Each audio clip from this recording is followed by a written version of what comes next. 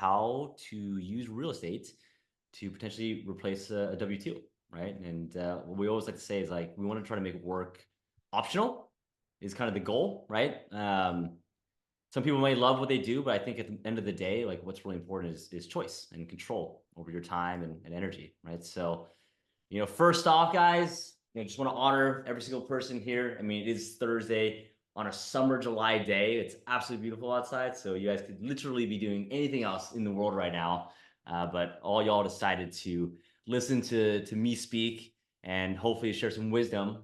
So, want to honor you for that. I love to kick us off just by, really kind of set some expectations, right? So, I mean, for the most part, this presentation is going to be about, just how I replaced my W-2 job. I had a six-figure W-2 job in tech, but everyone's different, right? So everyone has their own story, right? And, really what I wanted to use tonight for is just some inspiration. Maybe it'll be some similarities, some things are not, right? But, what I plan to do at least is just go over all the stuff, the good, the bad, the hard, the easy, the tears, the laughter, really real numbers. Gonna go what they say. I love this saying, but going open kimono, as they say. And, I just want to make sure that, this is a safe space. So I'd love to just kick it off. Maybe everyone can just, just type into the chat, like what you do for a job for a living that maybe you want to make optional. So just kick it off, put it in the chat. Love to see what everyone is doing nowadays. Nurse, music editor, orthodontist, digital advertising, and nurse. Love that. Well, cool, guys. So see a lot of familiar faces. Oil trader. Oh, I love that. That's cool. I hear a lot of tax benefits there. Teacher, real estate professional. Yes, that's right, Paul. Damn right. Warriors enthusiast. So again, see a lot of familiar faces, a lot of new ones as well. So, for those who don't know me, I've just listed some of my, we'll call it LinkedIn resume profile accomplishments. I'm not going to read through them today because, I don't really feel that's what really defines me. What I do think really defines me as a human being is really someone that really wants to help other people, that has a mission at least to educate people on financial literacy. I think that's something that, we're never taught that in school. CJ and I went to middle school and high school together, and I will tell you for sure there was no financial literacy class at all, right? It was just, history lessons and random other stuff. Spanish that I don't use. Actually, I wish I did use that more, but I did not pay attention enough in Spanish. But, really what I want to make this is something that is digestible and achievable for everyone, right? And I would say I was never the smartest person. That was never the smartest student or best student ever. But I was able to do this as well, right? And so, we do this, at least at an adult level at our university, at Zen Coast University, and at our retreat center, Zen Farms at Lotus Rising. So that's for healing. And at a middle school and high school level, right, at our nonprofit, Zen Coast Cares, where we go teach financial literacy to middle school and high schoolers. And to me, guys, like all the real estate that we talk about, all the money, they're just vehicles at the end of the day, right? And we want to be able to use that to hopefully just make an impact on this world, whether it's within your own family, your own community, whatever it is, right? So just want to set that boundary and expectation of, once we're all wealthy and rich, just making sure that you give back to other people too. So I know I get this all the time, every time I do these presentations. So you're gonna ask for the copy of this presentation. So just if you get ahead of it, just text your name to this number here, and we'll make sure that we'll get you guys the presentation. But over the next 90 minutes, gonna be sharing as much as possible. Some of y'all are gonna take this information, just absolutely run with it. Some will make a huge impact in your life. For others, we'll need some more questions. So I promise I will leave some time at the end just to answer any kind of questions. If you have any questions that do pertain to what we're talking about, don't be afraid to put in the chat. I'll check that periodically as well. But other than that, guys, are we excited for tonight? Besides James and CJ and Teresa? Let's go. Let's go. All right, cool. Love it. All right, so let's jump into it, guys. So here's the whole timeline, guys. Open kimono, like I said, right? So really just gonna go over this path with you guys that allowed me to just even feel comfortable to even leave my W-2. I think it's easier said than done, especially mentally and emotionally. But really, here's the timeline. I graduated college in December of 2014, got into the working world in 2015.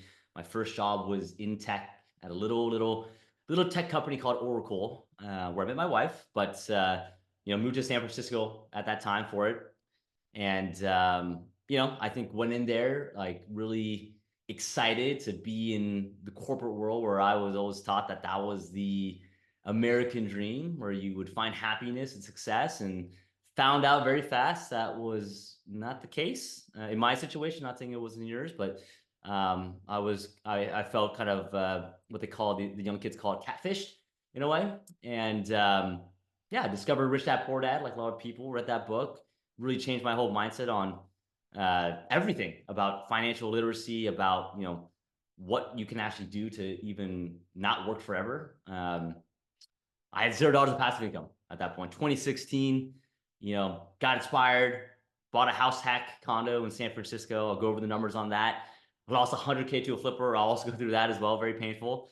Was absolutely still what I call a real estate noob, which I'm sure a lot of people feel or felt at some point in their investing journey. But I was putting about 14K a year passive income, right? Nothing to write home about. Can't retire off that. That's probably like a couple dinners in San Francisco, but it was a start, right? 2017, bought my first out-of-state investment property. Got a second one as well. Got a raise at work. Actually left that job for another job. Ran out of capital, about 26K a year in passive income at that point. Moving on to 2018, started to really try to think bigger. Started doing multifamily. So I bought 2 fourplexes next to each other, with 8 units. So was able to take advantage of residential loans, which is cool. Self-manage those bad boys. I started to use OPM, or other people's money, because I ran out of capital. Right. Started to get creative. It was about 50K a year passive at that point. 2019, started doing BRRRRs to recycle my money. Ran out of debt to income, but my assets were now starting to buy other assets. So started 1031ing a lot of the assets I bought in 2016, 2017, right? With that 64K a year passive at that point. And then 2020, my first commercial property, bought my dream house with an ADU, which I house hack still to this day. Started using tax strategies, really start to feel that momentum of assets, started to play around with bigger numbers. They didn't scare me as much anymore as they did back then. And generated about 154K a year passive income. And just for context, guys, that was more than my salary at my W-2. And that's kind of when I felt comfortable leaving my W-2. That wasn't the full story. We'll go over the emotional roller coaster that was, but felt at least that there was no logical way that it didn't make sense. But there was a huge emotional roadblock there. So that's a TLDR in a nutshell, right? And really what we're going to do today is really dive in deeper into what this actually all means, right? All right, cool. So when we're young, guys, we're in middle school, we're in high school. What was the expectation, guys, from your parents, from your teachers, your guardians? What do they want you guys to do? Just put it in the chat, or even say that out loud if you feel confident enough. Like, what was the expectation? Like, become a doctor, get good grades, stick with a big company. Oh my God, yeah, I had that one, right? Be a student, yeah. And I come from an Asian background. My parents were like, study hard, go to really good school, work and save. Yeah, save all your money, kind of thing, right? And yeah, that's exactly what it was. And I bought into that. I was like, yeah, like that sounds great. Like I'll be a business person. I don't know what that means, but I'll be a business person, right?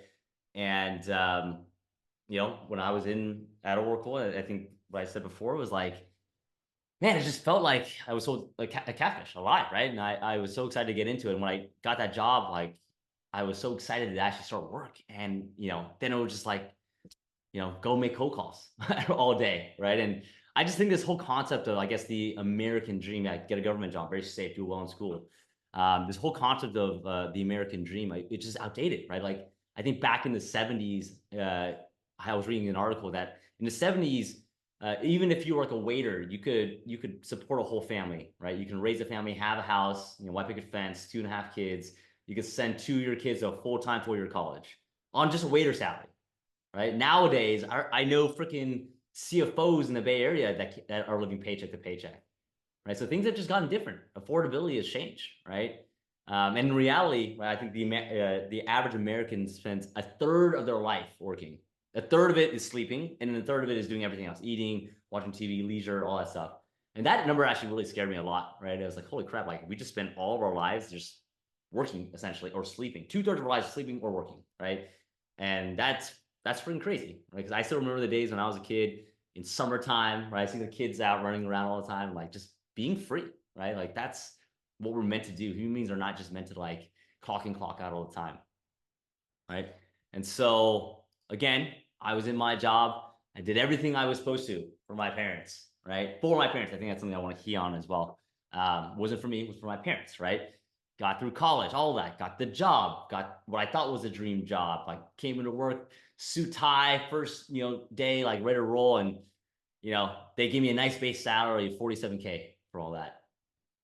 Heck yeah. And actually, I was stoked on that. I was kind of making money now. This is great. It was better than $0 in college, right? Actually, I worked at Jamba Juice, so it was like, I think like $10 an hour there, but beside the point, right? And I'll put it this way, guys. When I was a kid, I did not dream of one day, dad, mom, I'm going to be cold calling strangers and, getting, 50 people a day telling me to go F off, right? That was not my dream, right?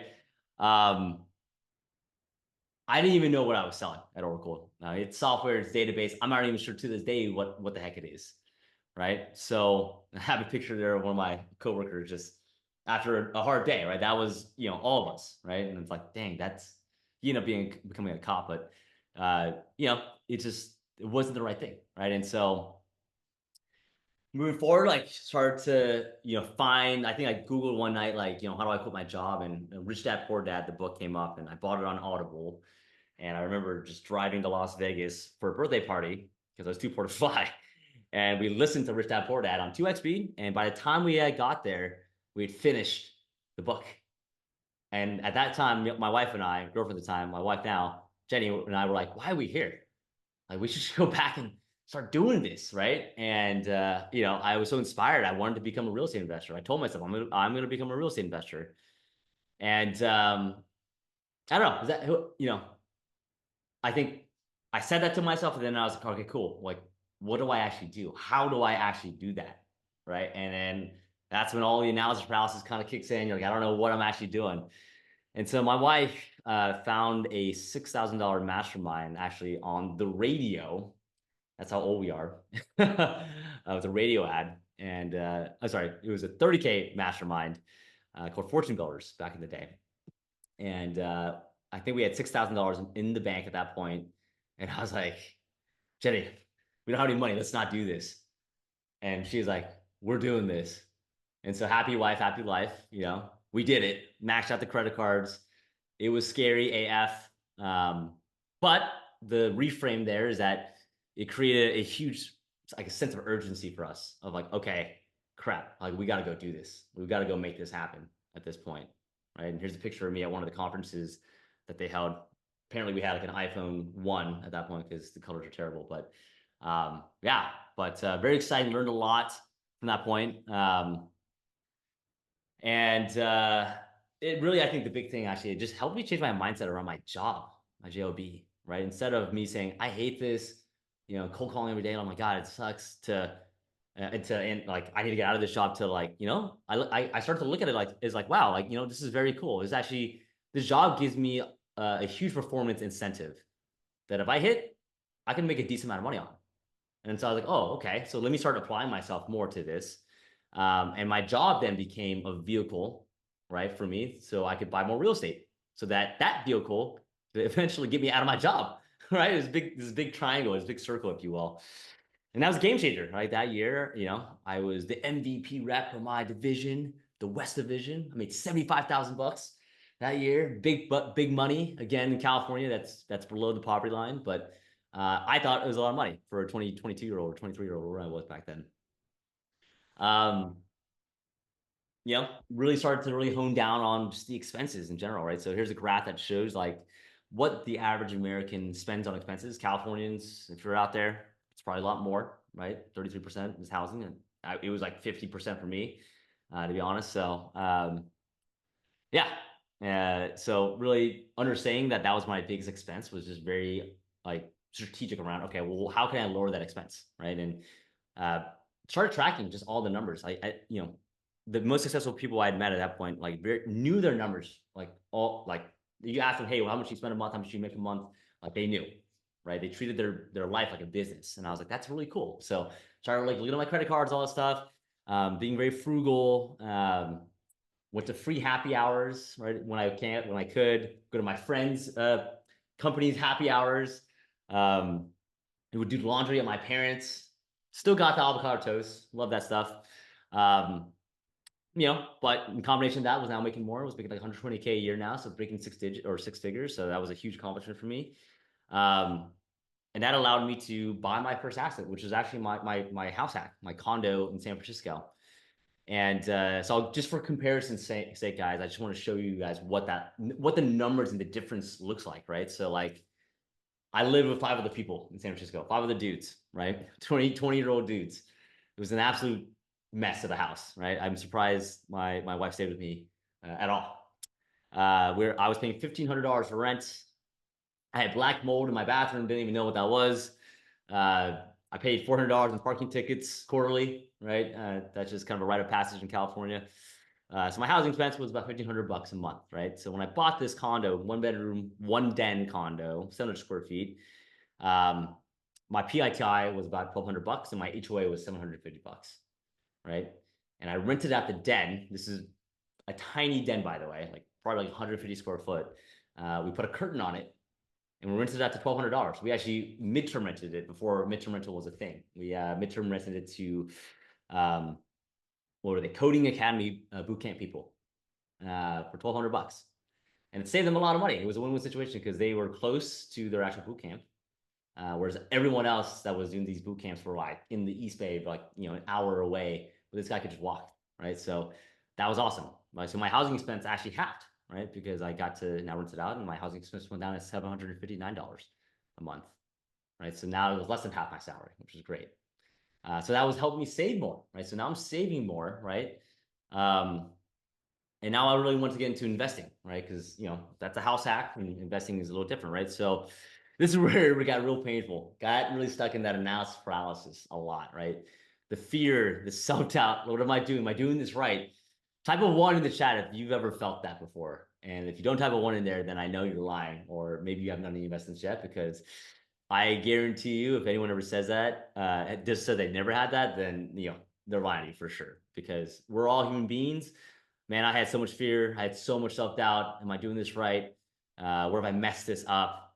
All that stuff. And I got into analysis paralysis for, I don't know, probably about a year, right? And just not doing anything. And kind of got fed up about it, right? I kind of beat myself up about it, and really was like, you know what? Like, I gotta stop talking about it. I really gotta start being about it. Like, if I'm gonna tell all my friends and everyone I'm being a real estate investor, but I'm not really doing anything, then I felt imposter syndrome, right? So, I was like, all right, let's go be about it, right? And my genius idea at the time was like, let me go find a flipper. We wanted to flip back then, so we found a flipper in San Francisco doing a deal in Twin Peaks, and we're like, we're gonna be your private money lender, right? So we became her private money lender.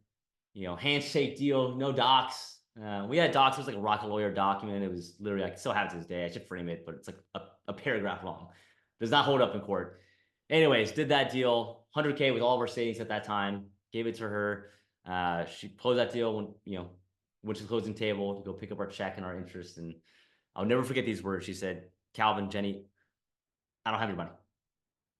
Right. And, she had like moved it over to a development project in Reno, and she said, "Don't worry, I'll pay you." I think she's like, "I'll pay you 12% interest, right? Until I sell that Reno deal." And, we never got interest checks or anything like that. And that Reno project went foreclosed on, and she went bankrupt, and we have never seen that money, right, since. And that was an absolute gut punch. And I would love to tell you guys that I was so strong and courageous, and I was like, you know what, all good, we'll figure it out. I know we'll figure it out. No, that was not me. I was the guy crying on the floor, being like, what the heck? Like, kind of that confusion to like denial to like, I can't believe this happened. I'm an idiot, blah, blah, blah. Right. And I'll tell you, I was like, hey, I want to just be like, screw real estate. I'll work on W2. I'll be safe and secure. Security is one of my big buckets of life, right? Is to be secure. I'm very risk averse. And I'll give credit to my wife, right? She was like, Calvin, like, yes, it absolutely does suck, but this has got to be a really expensive learning lesson. We are young. We will figure it out. We will overcome this. And, that's how we took it, guys. And I would never take that experience back to this day because it made us who we are today, which is one, I think, way better investors, but two, I would say way better human beings, right? Because I never wanted that to ever happen to anyone else again, right? And yeah, and now I have a picture. Here's a promissory note. If you're ever going to do private lending, you should absolutely have that, right? So that's how we became better at it. And I think every person that I know that's been in real estate for a long, long time that has been very successful in real estate, they all have a story like this, right? And I'm so grateful now that we did have this experience because it gave us the best thing of all, which was a thick skin, right? And resilience and grit. Because I would love to say, you guys, that real estate investing is all rainbows and butterflies and it's all easy, but there'll be times where you just want to be like, I want out, right? But I would encourage every single person here to say, keep on going, right? Because real estate is a very simple formula. Keep it, hold it, and if you can stay in the game for a long, long time, you will be wealthy. That's it. Very simple formula, right? But you got to stay in the game, and that it means emotionally as well. So again, luckily, I had a nice tech job. I was saving a lot of money. I was house hacking still. I was able to buy my own investment property where I actually had control, right? And my very first deal was in Mesquite, Texas, little town east of Dallas. And at the time, Dallas was a very balanced market. It was, you can get equity and cash flow at the time. It didn't really blow up yet. And I remember I bought it for 140K, 25% down, and netted me about $600 a month. Now, does this go perfect? No, right? Learning lesson here is that, I didn't really account for capital expenses, right? And if you don't know what that means like ACs breaking, and it means like roofs, it means like plumbing and water heaters and all that stuff. And I guess Texas gets really freaking hot during summertime, and people use their AC a lot more than they do here in the Bay Area, I'll tell you that much. And so my AC went down year one. So all my cash from year one went out the door to buy a new AC. So that was a good learning lesson. So now I always account for that in my underwriting. Second deal, didn't make the same mistake, but was like, hey, you know what? Let me go try to find a cheaper price point because Dallas is kind of blown up at this point. So found another market, San Antonio, just a little south of Dallas, cheaper price point, 125K down, $125,000 deal, 25% down, 5% rate. I put the 5% rate in there because I think people were like, oh my God, it's crazy rates. Back then it was 5%. I was like, yeah, I'm stoked. Let's go, right? And then we about $500 a month. And actually, that's still one of my favorite deals. I still have that deal today, and it is super well for me. One of the most, we'll call it passive income properties I have. But that one, that learning lesson there is I learned a lot about contractor contracts, and you can't just kind of fly by, the edge of your seat and just be like, hey, I hope the contractor says what he told me that one time we walked through it. That doesn't work. Right. And right. So have the right contracts, and we can talk about that on another call. But I've had long-term tenants here. My very first tenant in this property has been there since then, almost a decade now. They might be lifelong tenants, to be honest. It's a B-class property. They take care of it super, super well, and I've never had a problem. So again, one of these, assets that you want to hold forever. But at this point, guys, then, right, got my first two investment properties. I'm stoked. I'm scale to the moon. I'm becoming Grant Cardone. Nope, wrong. Ran out of moolah. Ran out of money. Right. It's what you call house rich, cash poor. Anyone ever feel that before on the investment property? James, you bought a couple properties, right? Yeah, I was house rich, cash poor. I was like, oh man, like I think we're doing well, but I don't know, man. I don't know if it feels that way. I don't have any money though. It's all in equity, right? All part of the process, guys. Also rite of passage, I'd say.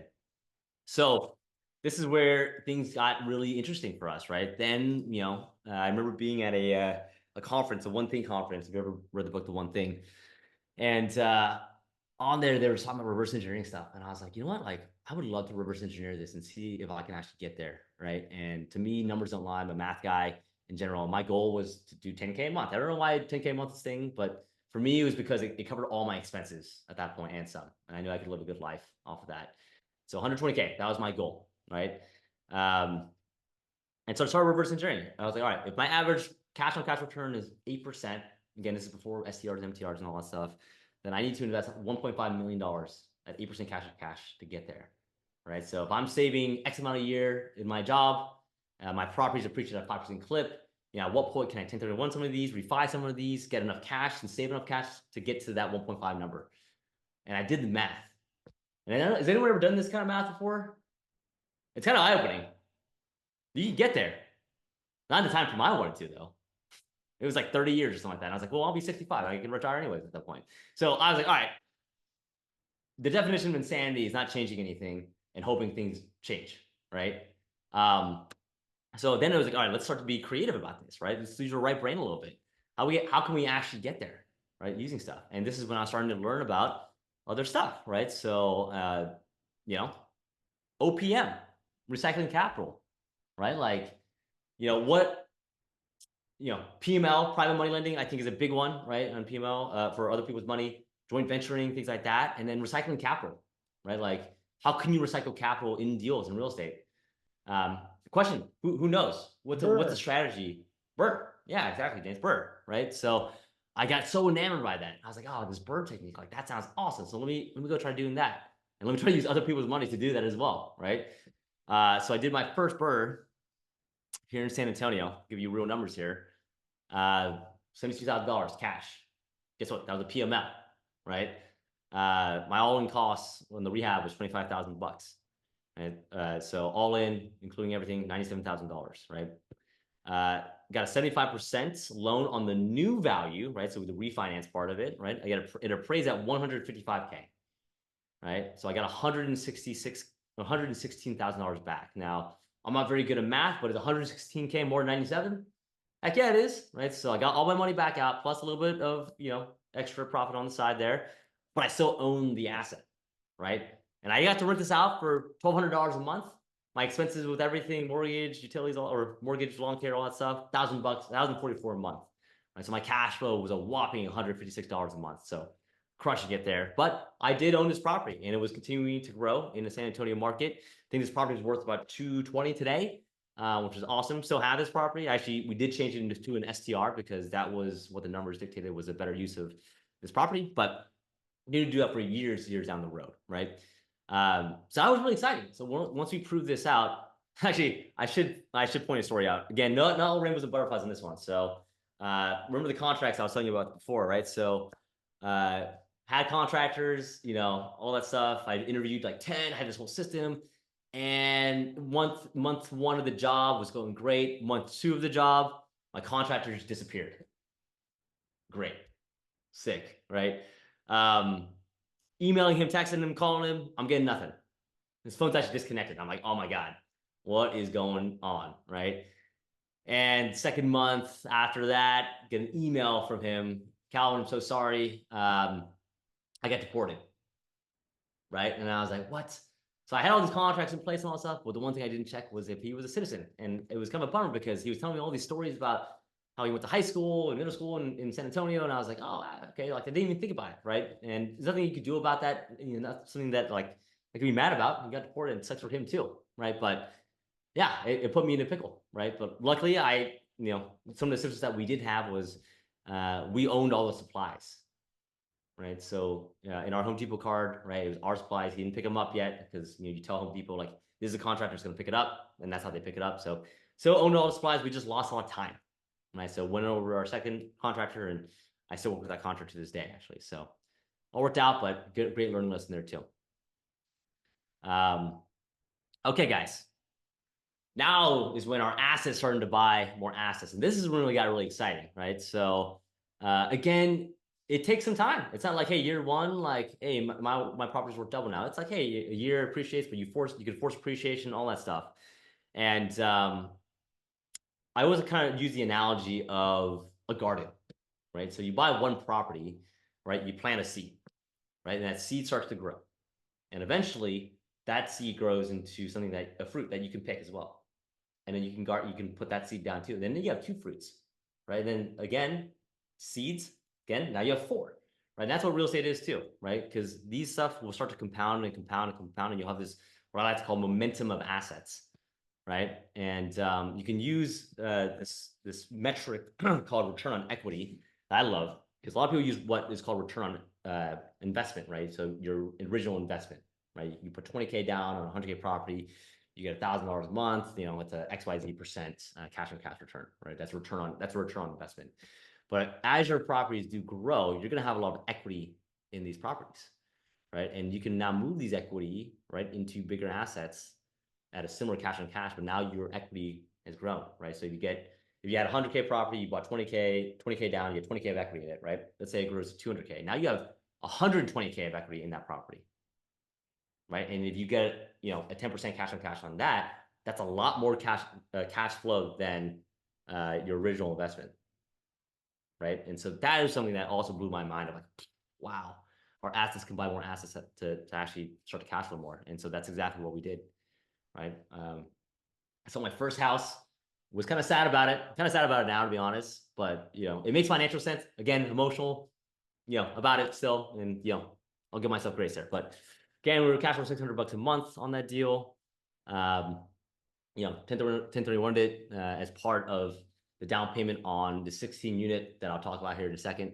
But yeah, that's how you can change $600 of cash flow into $3,700 of cash flow for the same asset, right? So your assets are starting to buy more asset. Again, this is not a get rich quick scheme. This is a marathon, guys, right? This is a snowball effect of real estate of how you can, if you stay in the game for a long time, that's how you can actually, you know, start to create real wealth, right? But it doesn't happen overnight.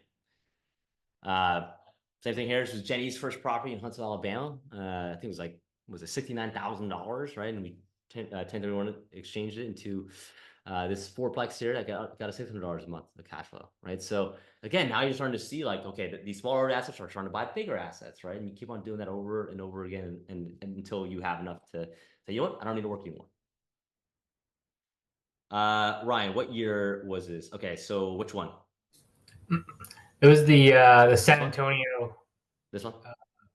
Maybe it was the previous one. Oh, this one. This one. Yeah, yeah. What year did you buy that? I think it was in 2018, I want to say. 2018, 2019, one of those 2 years in that range. Yeah, you're probably like, hey, you can still buy a house for $72,000. So just a quick, you know, as we all are looking for deals always, right? This one was off market, but this one was the owner of the property was a veteran, and he just did not want people to walk through his house. He didn't want open houses or anything like that. It was old, right? I mean, he had like red shag carpet. It was a single dude by himself. Smelled of smoke. But he just didn't want people to walk in, so we got it off market in general and got a discount just because we're like, hey, we'll close. You know, I'll look at it. I'll have my agent even look at it. I didn't even walk in the beginning. I just have my agent look at it first, and then negotiate after inspection. So, yeah. Why was that your question about the year? That you get it for so cheap? Yeah, just curious and get an idea of the appreciation that you're mentioning. Yeah, yeah, exactly. Yeah, I think that one property's worth like 220 nowadays. Just next to one of the Air Force bases out there. Okay, cool. So that kind of spearheaded us into more multifamily stuff, right? So got a taste of multi. I kind of looked at these single family houses. They were time consuming, right? Like you do a burr, right? And at the end of it, you get 100, you know, $150 of cash flow. You got to do a lot of those deals, a lot of those deals to really get to your goal, right? And so I was like, all right, can I just do this with a bigger type of property, right? And maybe that way I could actually cash flow more, right? If I add additional comma of risk, there'll be an additional comma with cash flow as well, right? So multifamily was kind of that next evolution, and I will be honest, I was super scared to do it, right? I always put a pedestal on it because it had the additional comma attached to it, because of the additional perceived risk I felt it had, because it's more money, right? And what if I lose it all? You know, the same fear and self-doubt that, you know, we all have, right? Like I definitely had that here. And, you know, got over it, but not easily. It was more just a lot of like just being around other people that were doing it. And it helped normalize that conversation of like, you know what, like, okay, yeah, they're doing it too. Like, why can't I? They all started somewhere. Why can't I? Right. So that's what we did. We jumped into the commercial here. And obviously, we've done any kind of commercial deals. the evaluations are measured by cap rate and net operating income, right? So your net operating income is basically your income expenses before your debt service, right? Divided by the trading cap rate. That's your valuation of the property. So, when I bought this property, I think the NOI was at $67K a year, projects out to about 1.26 million in value. My license, if you guys have never done AI staging, highly recommend it, especially for apartment listings. Love it. Super fun, by the way, too. But it actually helps a lot to get your listings viewed and get guest cards, if you will. Yeah, and our projected NOI in this one was getting it up to 105K to get it up to an evaluation of 1.75 million. So again, here are the numbers. Open kimono, right? We bought this property for about 1.135 million, 20% down on a commercial loan. We renovated all the units. It cost about 50 grand to do that. So all in, we were about $283,000 on this one. Got the rent up to market value. I think we bought this one rent for like 550 or 600. We actually rent these out nowadays for $1,000, which is insane. So got the NOI up to 105K a year.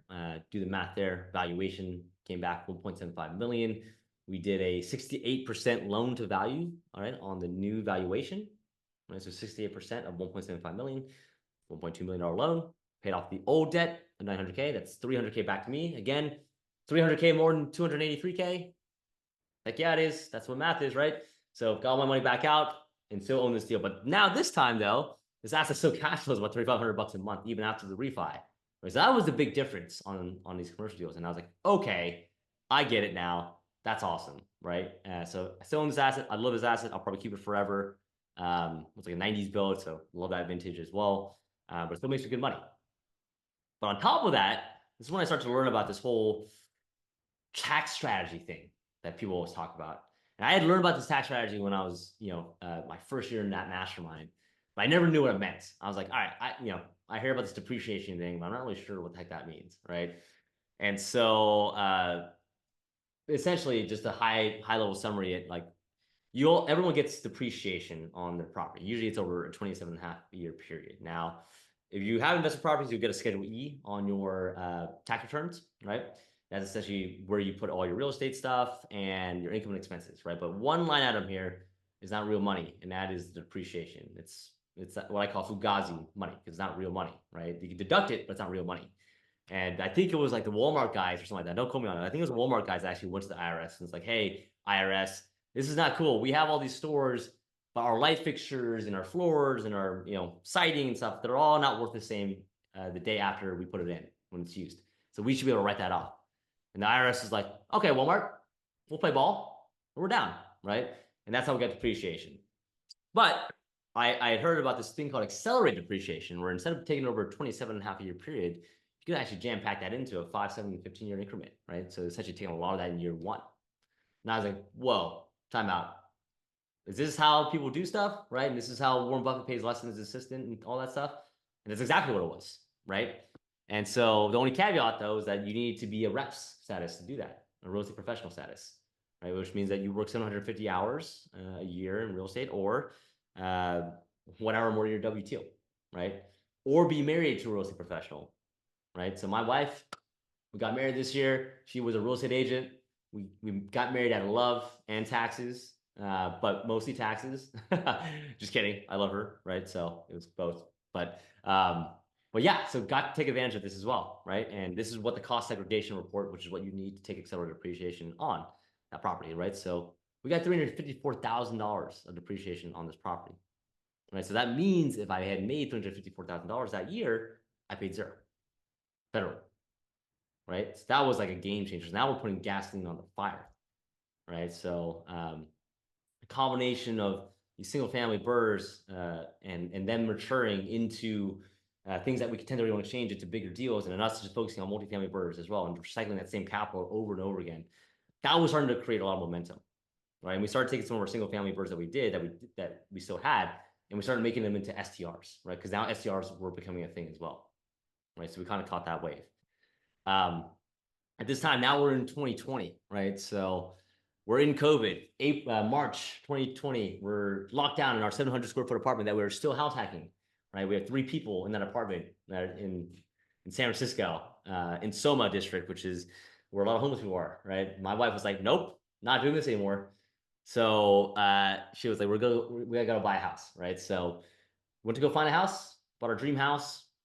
I did that with a caveat to her. I was like, hey, I'm down if it's still an investment property, right? If I still look at it as an investment, right? And what that means is I still want to live a lot below my means, right? So what we did is we found a 504 bathhouse, maxed out our debt to income, maxed out exact almost every dollar we had in our bank account at that point.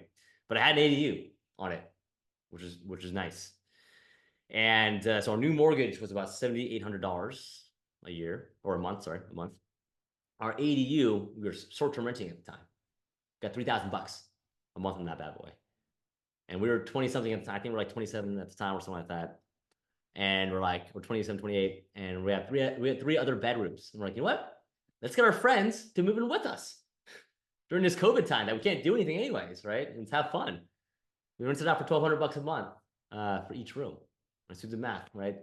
Our total rent coming in was $6,600, right? On a $7,800 mortgage. So our net living cost was $1,200 versus $800, what it was in San Francisco, right? So I was like, I could live with that, $400 increase, because they were also paying down my equity.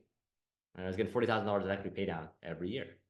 I lived with that all day long and twice on Sunday, right? And as we got older, again, this is a very lifestyle thing. This worked for my lifestyle in my 20s at the time. Me and my wife were still dating at that time, and we had our friends there.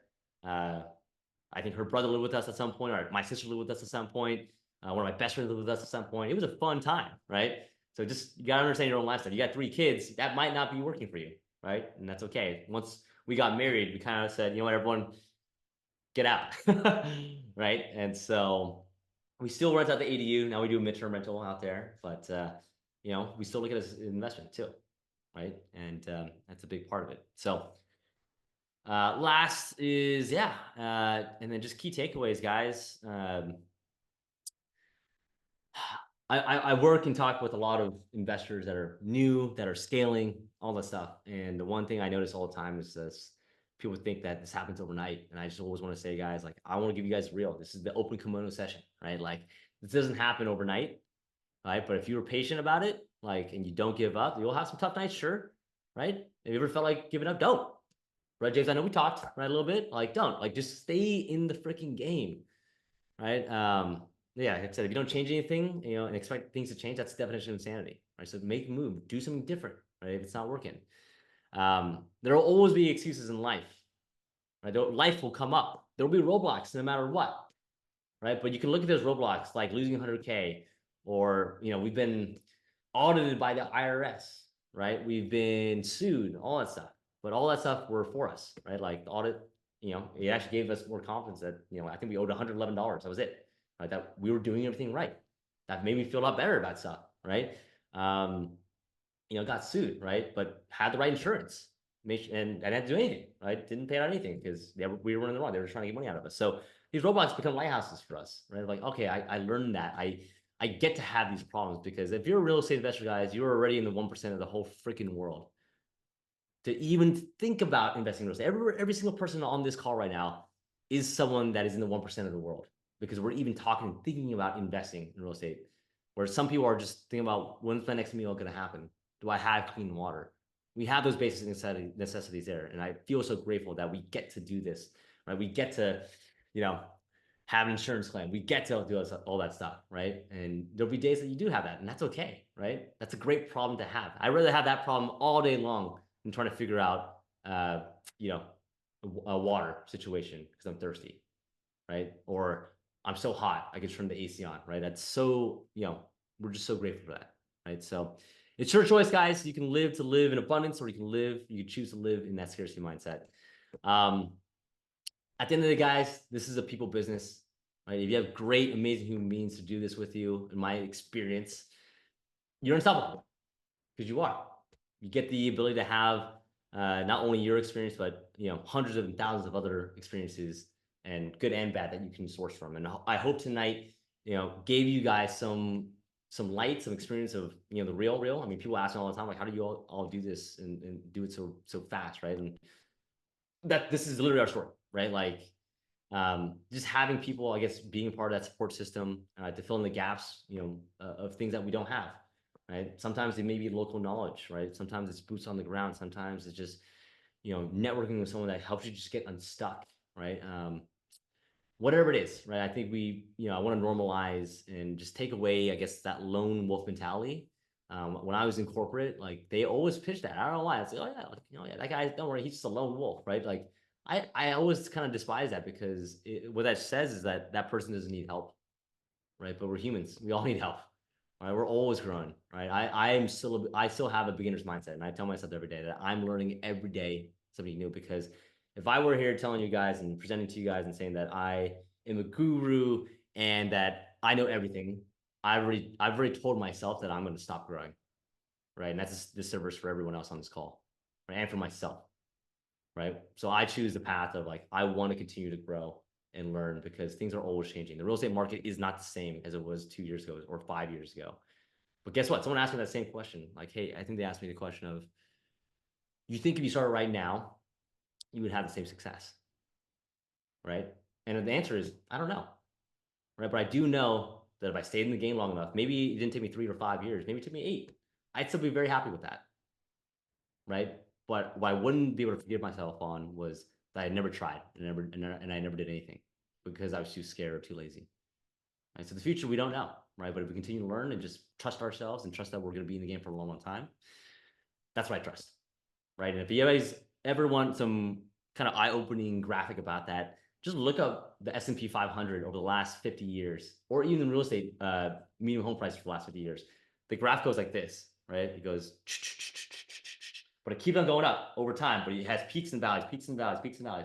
But it keeps on going up and up and up and up. And that's why if you're a long-term holder, which you guys should be, and that's why you should be on this call, right? Not to flip or anything like that. That's a job to be long-term holders, and you'll make it, right?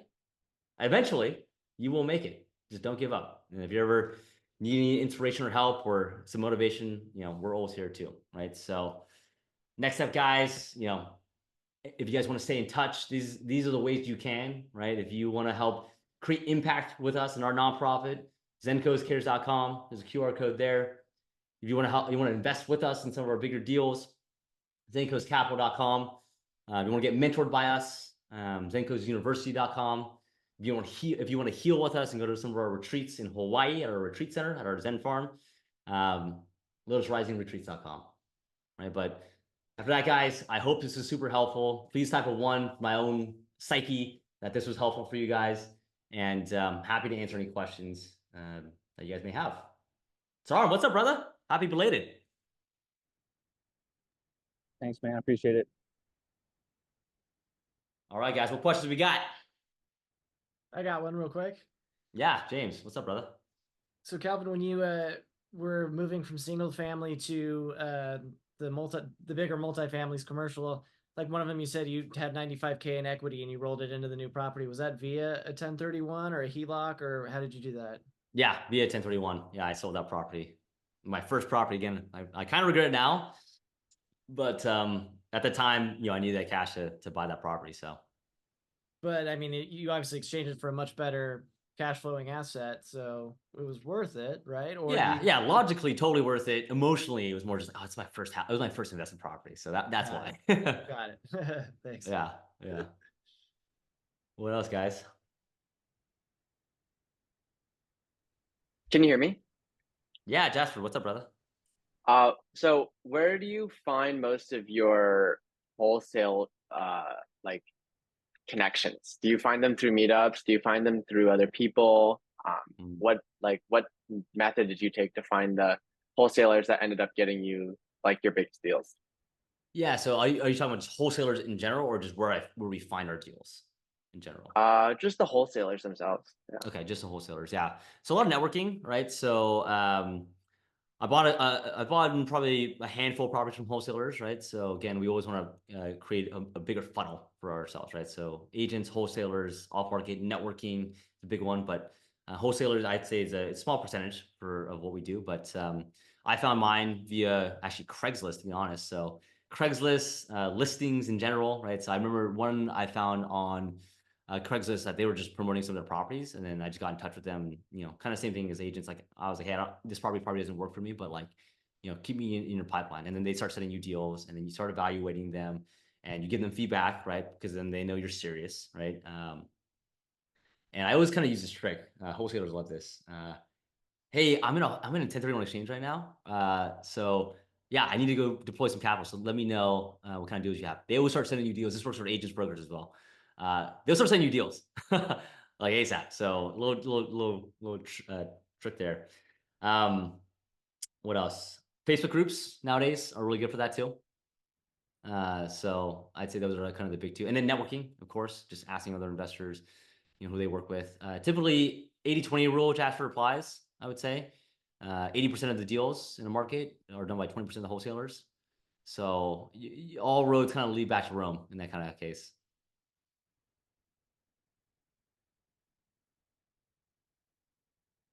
Cool. All right, what else, guys?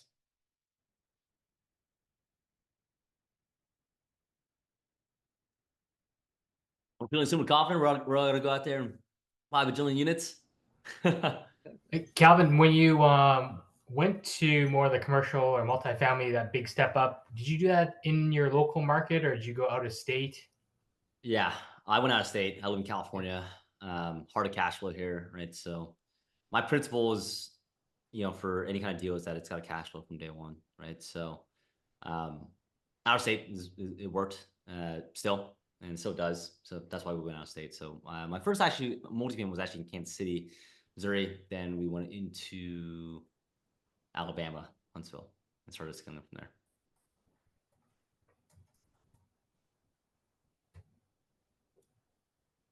Cool. All right, what else, guys? Let's get 2 more questions, and then we'll go to takeaways.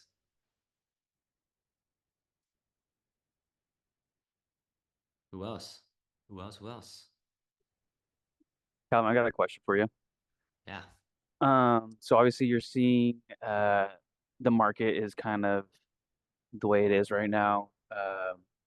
Some commercial, multifamily people are kind of, they're kind of underwater, I guess. Or not underwater, but they're kind of going through some changes, especially with the interest rates, and maybe they got their loans coming up, and they're gonna have to make moves before, and especially if they have a fiduciary obligation to a lot of their investors, right? Um, what are you like? I guess it is an opportunity for some people, right, to kind of come in and get them out of whatever situation that you're at they're in. But I guess what is the best way to kind of go about those types of deals, or even try to even find those, right? Like, I mean, I got Crexy Insights. Is it something where it's just kind of like cold calling them and cold outreach, or making uh, relationships with local brokers in the area to kind of keep that, keep your name in their, in your mind, right? As soon as something like that comes up. Yeah, I love this question, Storm. And I think right now, I think that's one of the biggest opportunities, right, is in multifamily, because there's a lot more distress there than there is single family. There's not much distress in single family in general. Again, market dependent, but most single family people are in their sub 4% loans right now, just hanging, chilling, doing nothing. Whereas multifamily, you're right, that bridge debt is coming due, and we're seeing, especially these last couple of months, man, a lot more of these are coming to service. And I think what happened was a lot of these loans actually came due end of last year, October, November, and a lot of banks were just like, all right, we'll work with them. We'll just hold on for the interest rates to drop. There's going to be 6 drops this year, right? And that didn't happen, right? And so they have a lot of bad debt on their books, and the banks are like, you know what, we can't take on more bad debt. Like, we can't just extend it anymore. Like, the extensions are coming up. So y'all have to figure it out. And that's why we're seeing a lot more of these deals. We just closed 2 deals, one this year, one in December. But exactly that happened, right? And so really how you get ahead of it is, I would start networking right now, right? The next 18 months is going to be a very, very, I think, awesome buying window. As long as the principles are there, cash flows from day one, all that stuff, right? So to answer your question there is, how do you find these deals, right? So our plan, at least, I mean, we've been networking with a lot of brokers in general, staying top of mind, right? And I'd say if you haven't started doing that, you got to start now, because it's relationship based, right? Brokers are relationship based. So my guys, like I've worked with them for many, many, many years now. We've done a crap ton of deals together. So they know like, hey, like I'm going to show this to Calvin first and see if he can execute, right? Because you want to be on that list. And that list is very finite. And those guys are in trouble. They're talking to the brokers. The brokers know exactly. I talk to my brokers all the time. They're like, hey, yeah, what's coming up, man? I know these guys are gonna have to sell in the next couple of months. Like they're underwater. They are underwater, right? Like we got to do something. So just keep your phone on, kind of thing. Yeah, they want you to know if you can close quick too, right? Exactly, and then be able to close, right? So financing is gonna get tough, right? In commercial. So just having good bank relationships, right? So right now, even my regional banks, they've dried up. They're not even doing loans anymore, right? So you got, can it go agency debt? Can you do agency right now, right? So that's one way. And then the other way is actually working with the banks, right? So you have good bank relationships. So here, that strategy, you're gonna have to have a little more experience in terms of, you couldn't do that in your first deal, right? Like you'd have to have a reputation in the market as a good operator already, right? And if you're a good operator and you have that reputation, all these banks are gonna be like, all right, hey man, like we're gonna take over these properties and we're gonna use you to operate it, right? And then you get the first dibs on it.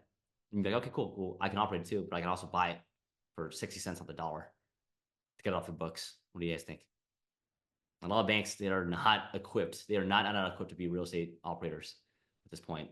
So I love that opportunity right now. It is fundamentally though, there's nothing wrong with multifamily, right? In fact, I think there's more pressure on multifamily right now because you need places to stay, and affordability is tough in residential. So rentals are definitely, we're still seeing increases in rents and things like that, which is crazy.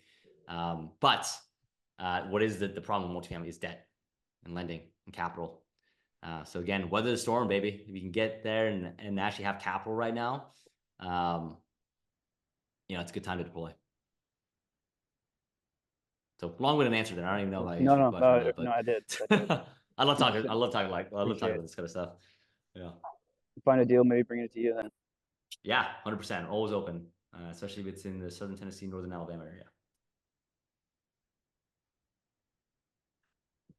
All right. Anyone else?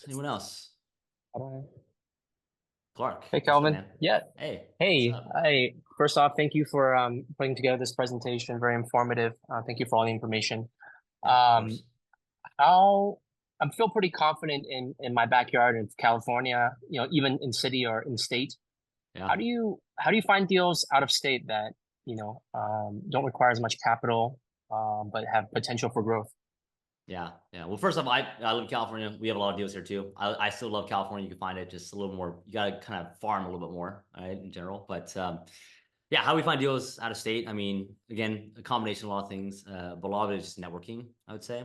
So networking with a lot of people, making sure that brokers out there know who you are, wholesalers know who you are, going out into the market, putting FaceTime in there. We still off-market campaign. We don't really do as much anymore because I think our network now is, you kind of build a reputation over time of like, okay, these guys can do deals, these guys can close fast. So people will just send me deals, right?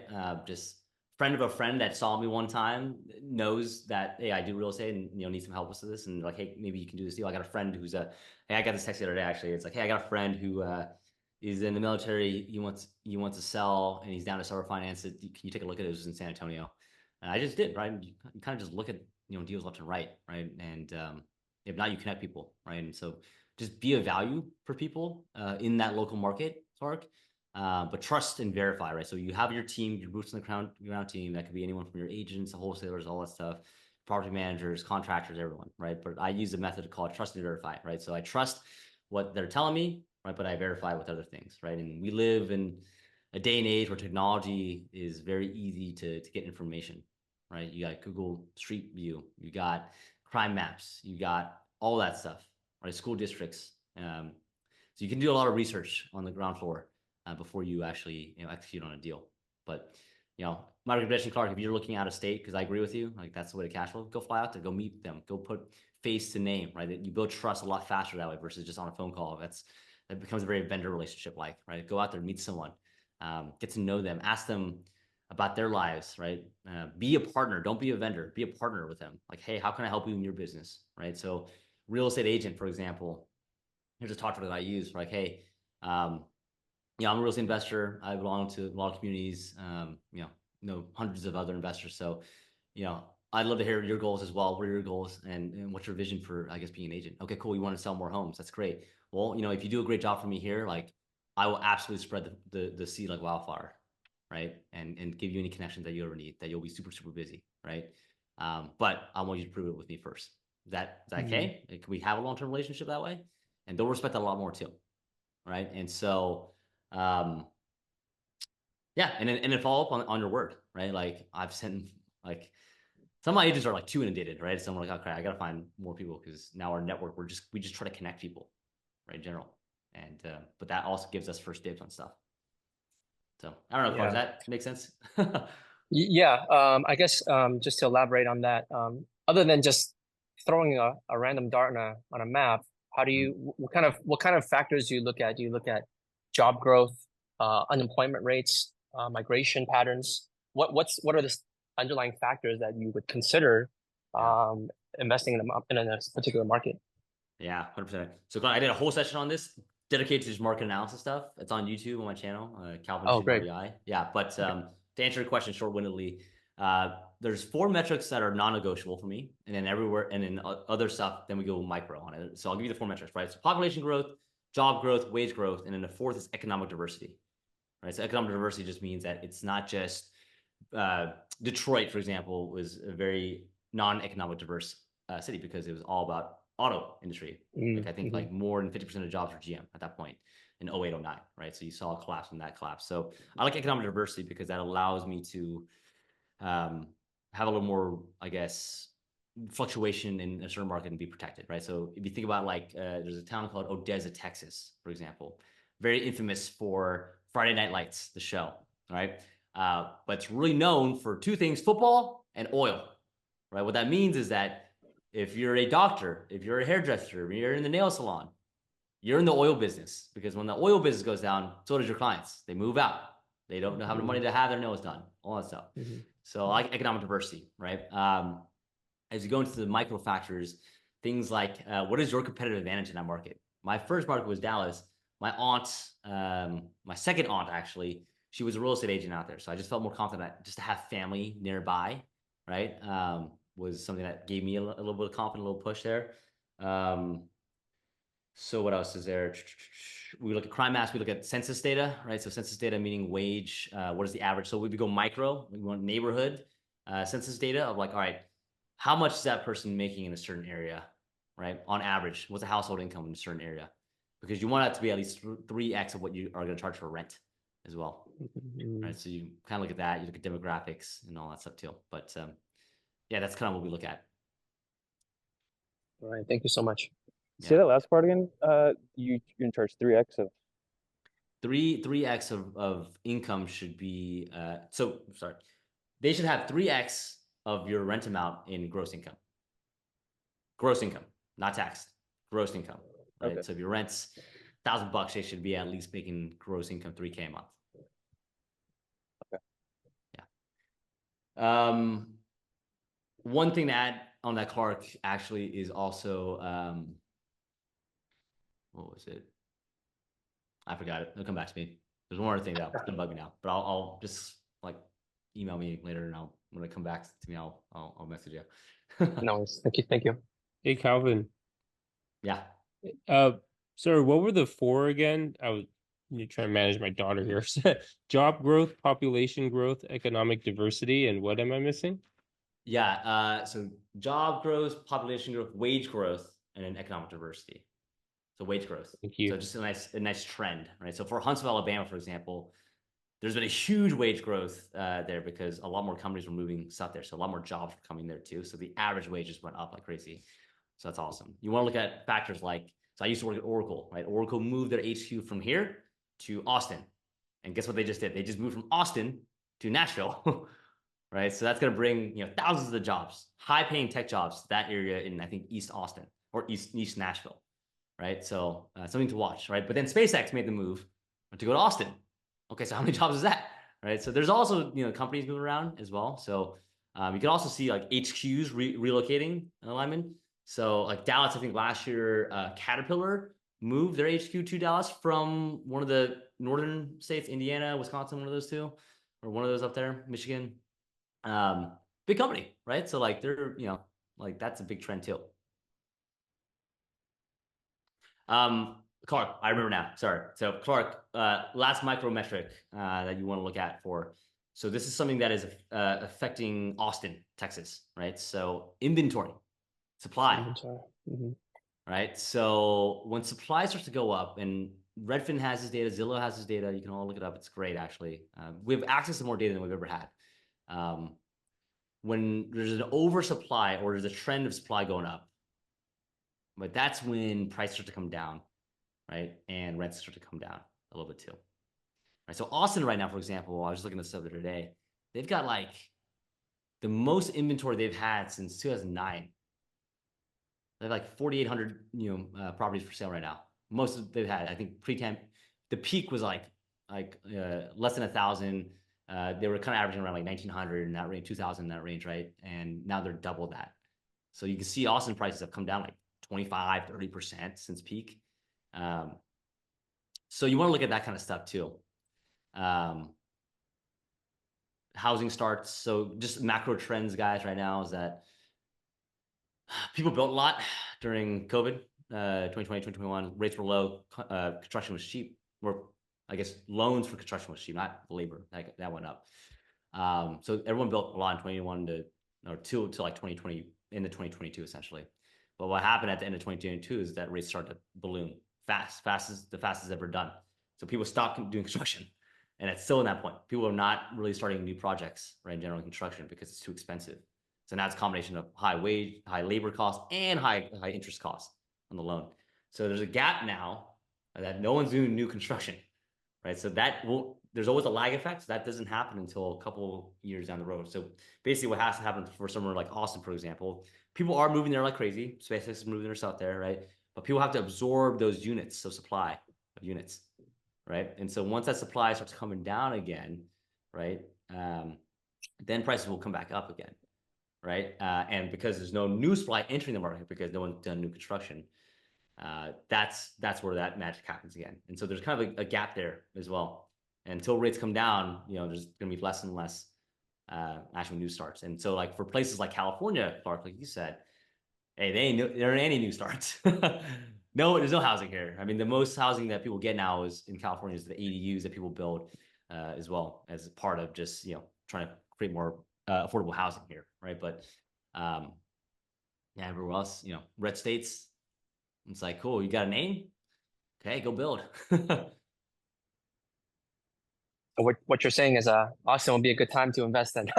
Yeah, it's potential. I mean, we're looking at a couple deals in Austin right now because it's 30% off peak, right? And you believe in Austin long term, it's a boom or bust market, right? Just like California is, right?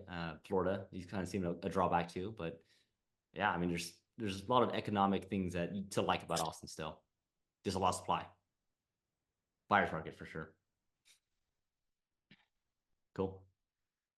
All right, y'all. Well, I know you're all probably hungry, so I always like to wrap up with a couple of takeaways. So who had some takeaways today that they'd love to share for other people as well?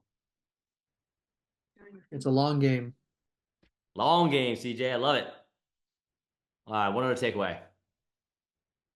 Who wants to wrap us out? Who's got a fire takeaway? Keep rolling. You just keep going one after another and keep rolling up, right? So you don't have to like go big right away and start small, one by one. Yeah, absolutely. I love it. All right, y'all. Well, hope that was helpful. I will see you guys later. If you guys need help, just over DM me, and we'll send the presentation out. Take care, guys. Have a great night.